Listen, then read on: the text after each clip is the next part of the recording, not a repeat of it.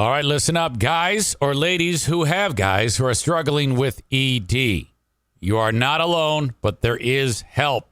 Hims has you covered.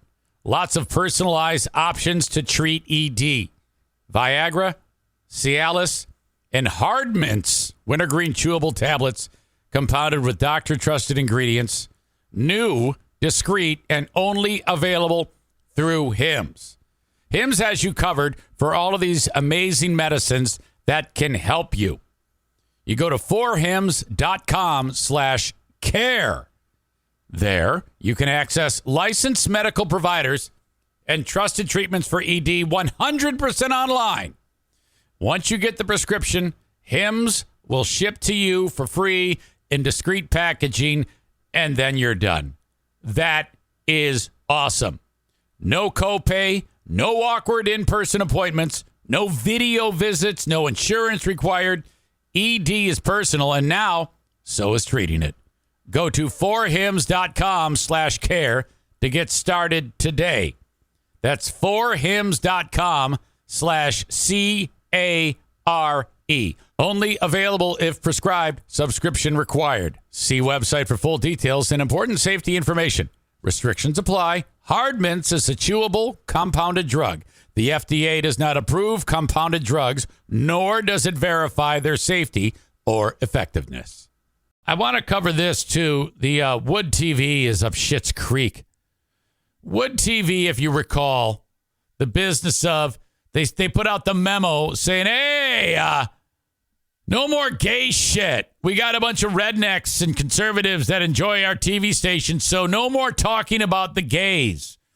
Well, this website, thedesk.net, covers all that shit about weirdo stuff that's happening in the industry, television and radio.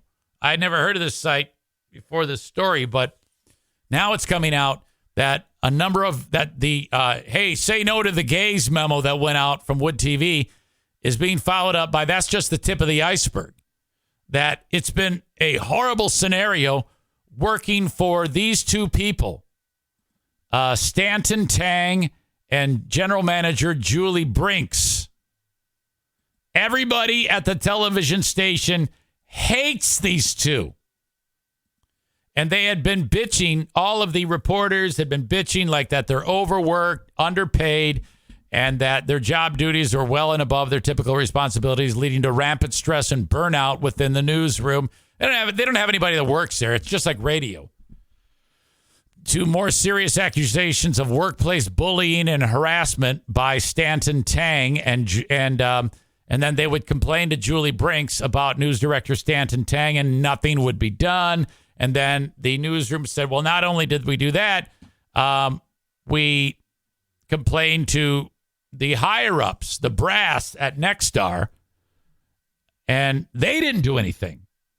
So the newsroom is saying that all these allegations were done, and Nexstar has done nothing to address them. They only did anything when the story caught fire about no more gay shit on the air. So then this website, The Desk, got a hold of it, and that led to now shit rolling downhill fast. Don't say a word, Dave. The story goes on to say the environment has become so poor at Wood TV that it is not unusual for employees to redeem personal time off simply to recover from the stress and high workload associated with an already demanding job. A few former employees have accepted jobs in smaller TV markets, blah, blah, blah. Almost immediately after Tang started as Wood TV's news director in 2021, employees began reaching out to Brinks, his boss, with concerns about his behavior. The initial complaints were that Tang appeared to get frustrated easily at subordinates who challenged his various directives. Well, I do that all the time with Kenny. And that he did not appear satisfied with anyone's level of job performance. This goes on. Like other newsrooms, Wood TV was impacted by the negative health and economic effects of the 3-year coronavirus health pandemic. When Tang joined, the station started to find its bearings, split between remote. Okay, I don't need to read all that shit. His arrival brought immediate demands that employees work longer hours and take assignments on their days off. If he called or emailed an employee when they were at home, he expected a near immediate response and didn't seem to mind that he might be interfering with family time. So employees at Wood who are being reporting this under anonymity are taking all this shit and, as a whistleblower, turning it into this media watchdog team at thedesk.net, and they're running with it. That's not good for the TV station. And with their complaints unheard and Tang's hostility reaching new heights by the week, some workers took time off simply to escape him. In Michigan, employers are required to provide workers with a certain amount of paid time off of leave based on the number of hours they work. But when Wood TV employees try to cash in on their accrued paid time off, Tang often rejected their requests unless they could actually prove that they were sick, two people said. Often, workers with plenty of paid time off were forced to take unpaid sick leave, which did not require approval. One employee who missed several days of work was later fired for attendance issues, with their departure announced by Brinks in a newsroom-wide email before Tang had an opportunity to personally notify the affected worker. So the shit is now rolling downhill. Those two people are hated by all of the worker bees at the TV station. So Nexstar sent a handful of executives to Wood TV's main studio in Grand Rapids to interview workers about the memo. So this is the point where the employees are like, all right, this is where the rubber meets the road. We can finally get rid of these two assholes. All the little Indians are pissed off, so the chief's got to go. Sometimes that works. Sometimes it doesn't. A lot of people are saying that Tang's days are numbered because of the say no to gay email that went out. I mean, that's bad enough. We shall see. Another story. TheDesk.net is reporting embattled Michigan news director threatened journalists who voted. This one came out on Monday of this week. I must have missed this one.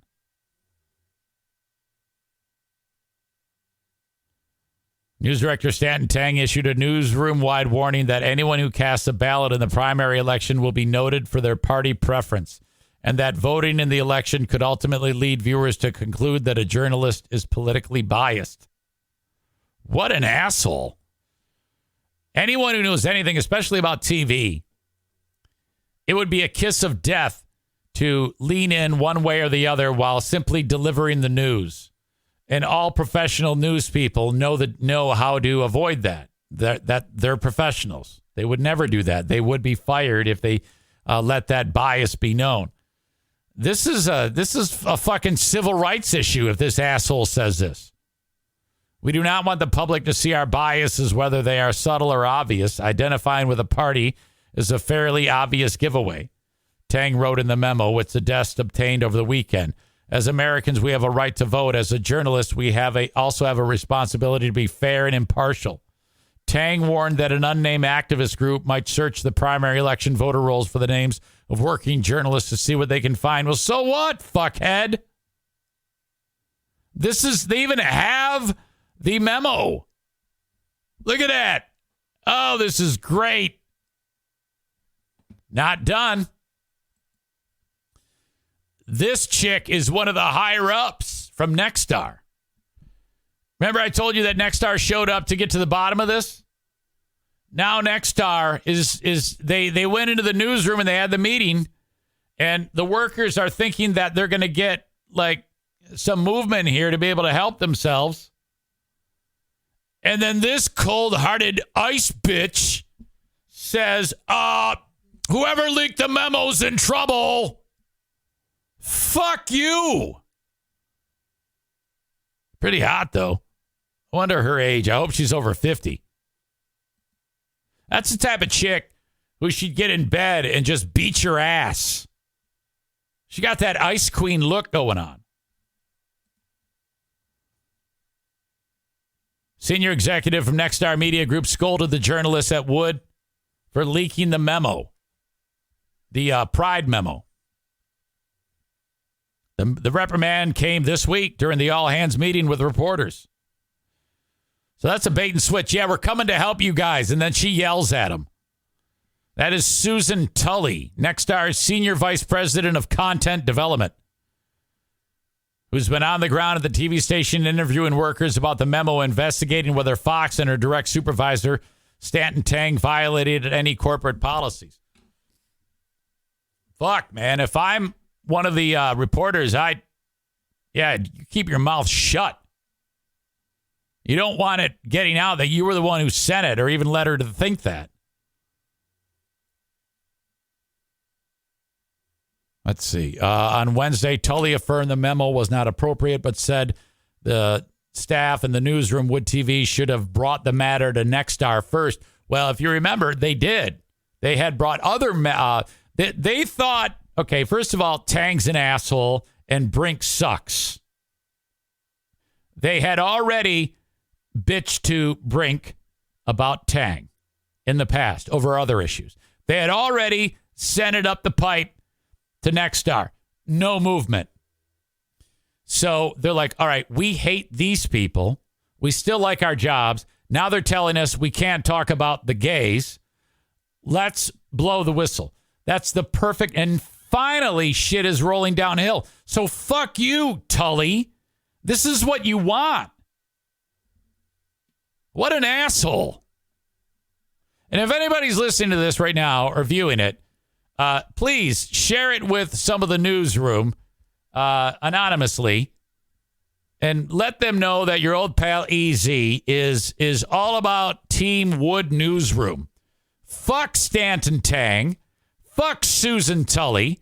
And fuck that Brink bitch, whatever the fuck her name is. Julie Brinks. You assholes. Scolding the newsroom for blowing the whistle. No, that's what you do when no one's taking you seriously. My God. Tully said, yeah, you should have brought it to Nexstar before leaking the memo to the press, according to 3 people who were in that meeting this week. She later said that Nexstar's employees handbook explicitly outlines the procedures for bringing violations of company policy to the attention of Nexstar's Dallas area headquarters. Yeah, they did. Shut up. Like the memo directed by Tang, the approach by corporate in these meetings is essentially both sidesing the situation, one of the anonymous journalists at Wood said. Like our jobs, we understand corporate has to be thorough in their investigation, but given their recent tone deafness, time is running out and patience is running thin. Okay? Have you noticed that at TV, they all leave? They all go into like other careers. It's like radio. They just get sick and tired.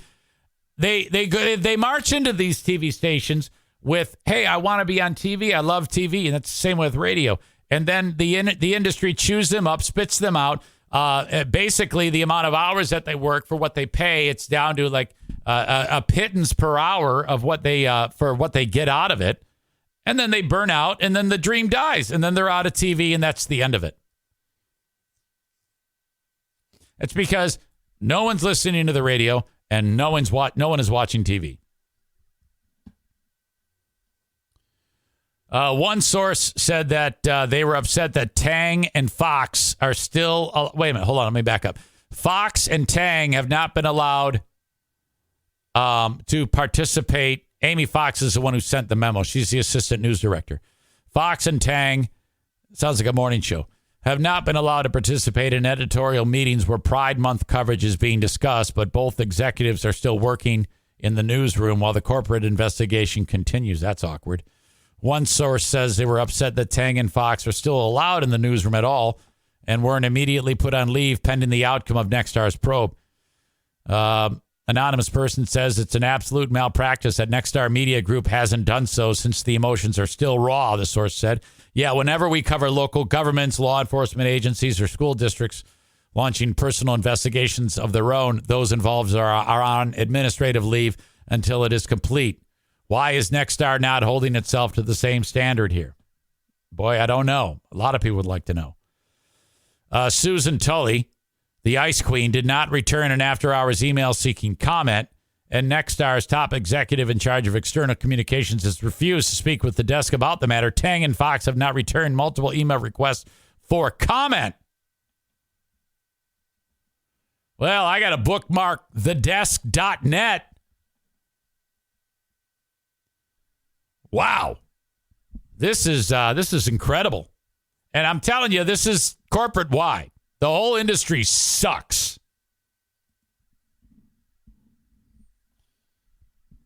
Time to bring in Ron Burgundy. Stanton Tang's sister is Poon, according to Bob. What the fuck? Fox and Tang in the morning with a side of bacon with traffic. A lot of jokes about holy Captain We Too Low, holy fook, way, bang, ding, ow. All right. Wow. Whew. What a story. I can't wait to hear more. I have a feeling Tang, Brink, and Fox will be fired. Easier to replace 3 than replace your whole newsroom. But, of course, the newsroom doesn't have that many people in it anyway.